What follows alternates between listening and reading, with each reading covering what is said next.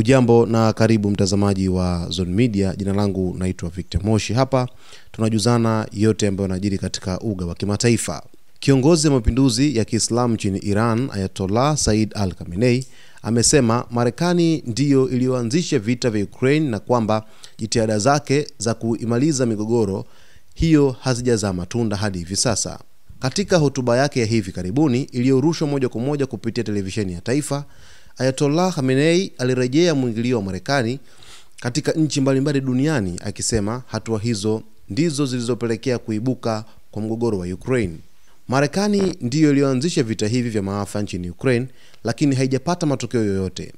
Rais wa sasa wa Marekani alisema atamaliza swala hili ndani ya siku 3. Sasa baada ya mwaka mzima anailazimisha nchi ambayo yeye mwenyewe aliingiza vitani ikubali mpango wa vipengele 28, alisema Khamenei. Kwa mujibu wa uchambuzi ulioambatana na hotuba hiyo, Marekani pamoja na washirika wake wa Ulaya wanadaiwa kuiweka Ukraine kama chambo cha kuingiza Urusi vitani ili kuudhoofisha ushawishi wa Moscow katika maeneo ya Ulaya Mashariki, Asia Magharibi na eneo la Eurasia. Serikali ya Kiev chini ya Rais Volodymyr Zelensky ilipokea kwa ukaribu misaada ya kijeshi na ushawishi wa kujiunga na NATO, hatua ambayo Moscow iliiona kama tishio. Aidha, Khamenei alizungumzia ahadi ya rais wa Marekani kumaliza vita ndani ya siku 3 baada ya kuingia madarakani, lakini mwaka mmoja baadaye mapigano bado yanaendelea bila mafanikio ya kuweka mezani makubaliano ya amani.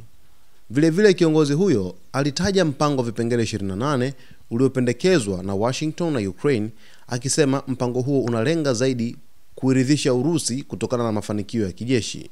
Kwa mujibu wa mpango huo, maeneo muhimu kama Donetsk, Luhansk na rasi ya Crimea yangesalia chini ya udhibiti wa Moscow, pamoja na masharti ya kuondolewa kwa vikwazo dhidi ya Urusi na kusimamishwa kwa ajenda ya kuipanua NATO kuelekea mashariki. Hata hivyo, baadhi ya mataifa wanachama wa NATO ikiwemo Uingereza, Ufaransa na Ujerumani wanaripotiwa kutopendezwa na pendekezo hilo ambalo linatajwa kuwa pigo jingine kwa muungano huo badala ya kile kilichoonekana kama kushindwa kwao nchini Afghanistan. Khamenei amesema kuwa vita hivyo havijafikia malengo yake na ni ishara ya siasa za uchokozi za Marekani, huku akisisitiza kuwa hakuna uhakika wowote wa amani inaweza kupatikana haraka nchini Ukraine licha ya mpango huo mpya.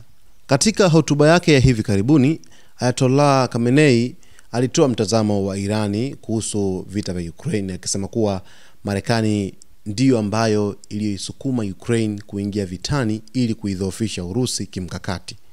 Sasa kwa mujibu wa hoja hii, Marekani na washirika wake wa Ulaya walikuwa na lengo la kupunguza ushawishi wa Moscow katika maeneo ya Ulaya Mashariki, lakini Asia Magharibi na ukanda mpana wa Eurasia ule. Sasa Khamenei anaamini kuwa Ukraine ilitumika kama chambo katika mchezo wa nguvu kati ya mataifa hayo mawili makubwa, na kwamba kinachojalisha kwa Marekani si usalama wa Ukraine bali kufanya mgogoro huo uichoshe Urusi na kuzuia kupanuka kwa ushawishi wake katika maeneo hayo. Lakini vile vile Khamenei katika hotuba yake alikosoa ahadi za rais wa Marekani Donald Trump, aliyesema kwamba angeweza kumaliza mgogoro wa Ukraine ndani ya siku 3 tu baada ya kuingia madarakani. Lakini hata hivyo, baada ya Trump kuweza kuingia madarakani, sasa kuchaguliwa kuwa rais wa Marekani, hadi sasa unakaribia mwaka mmoja kuweza kumalizika tangu Trump aweze kuingia madarakani, lakini bado vita vinaendelea bila mwanga wa suluhu ya kudumu katika vita vya Ukraine. Kwa mtazamo wa Irani, hili linaonyesha ni udhaifu wa Marekani katika kufanikisha kile inachokusudia kimataifa, ambapo sasa inaonekana wazi kwamba kuna sera ambazo zilianza kwa kasi kwa madai ya nguvu kwamba zimeisha kuonekana kama zisizo na uwezo wa matokeo, na ndio maana Khamenei anazitaja kama sera za uchokozi ambazo hazina ufanisi wowote dhidi ya vita kati ya Ukraine pamoja na Urusi. Lakini pia kwenye hotuba yake Khamenei alizungumzia mpango wa vipengele 28 unaodaiwa kupendekezwa na Marekani kwa Ukraine kwa njia ya kuleta amani, kwamba vita viweze kuisha. Katika mtazamo wa Khamenei, mpango huo unaonekana kuipa Urusi zaidi ushindi wa kisiasa na kijiografia, kwani unaruhusu Moscow kuendelea kudhibiti maeneo muhimu kama Donetsk, Luhansk pamoja na Crimea, pamoja na kupungua kwa vikwazo dhidi yake na kusimamishwa kwa juhudi za Ukraine kujiunga na NATO. mpango huo wa vipengele 28 ulieleza hivyo. Lakini kwa tafsiri yake, huu ni ushahidi kuwa Marekani sasa inalazimika kuwaridhisha Warusi kwa sababu ya mafanikio waliyopata uwanjani, yani kwenye uwanja wa vita baina yake pamoja na Ukraine, huku Ukraine ikisaidiwa kwa ukaribu kabisa na NATO kiujumla.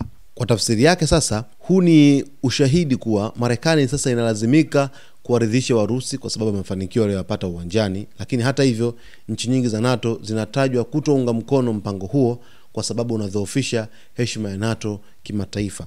Kwa kuwa nchi za NATO ikiwemo nchi ya Poland, Ujerumani pamoja na mataifa mengine haziridhishwi na mpango huu wa vipengele 28, tunaweza tushuhudie tena vita vikazidi kuendelea na visiishe kabisa kati ya Urusi pamoja na Ukraine. Kwa ujumla, uchambuzi wa Khamenei unaonyesha mtazamo wa Iran kuwa vita vya Ukraine havikufanikisha malengo ya Marekani, huku Urusi ikiendelea kuwa na nafasi ya juu katika mgogoro huu.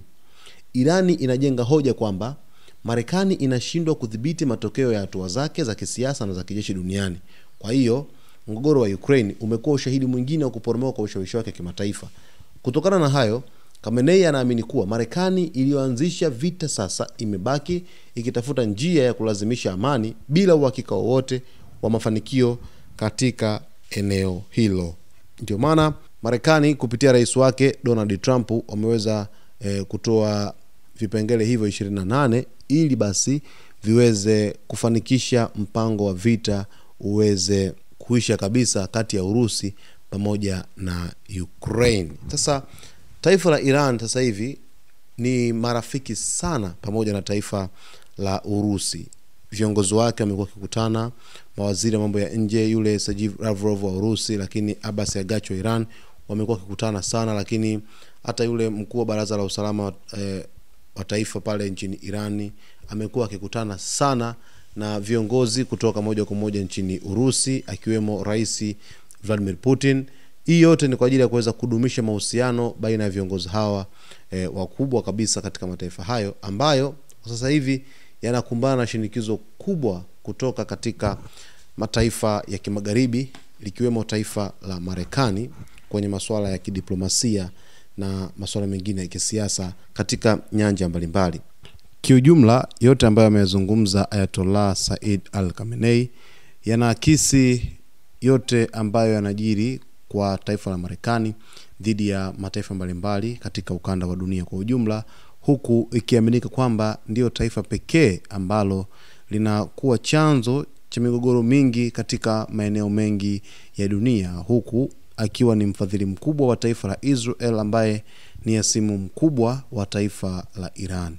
Mtazamaji wetu, kwa taarifa nyingi zaidi, basi leo hii salia nasi hapa uweze kujifunza na kuelewa na kufahamu yote ambayo yanajiri katika uga wa kimataifa. Usisahau kusubscribe, kulike, kucomment pamoja na kushare.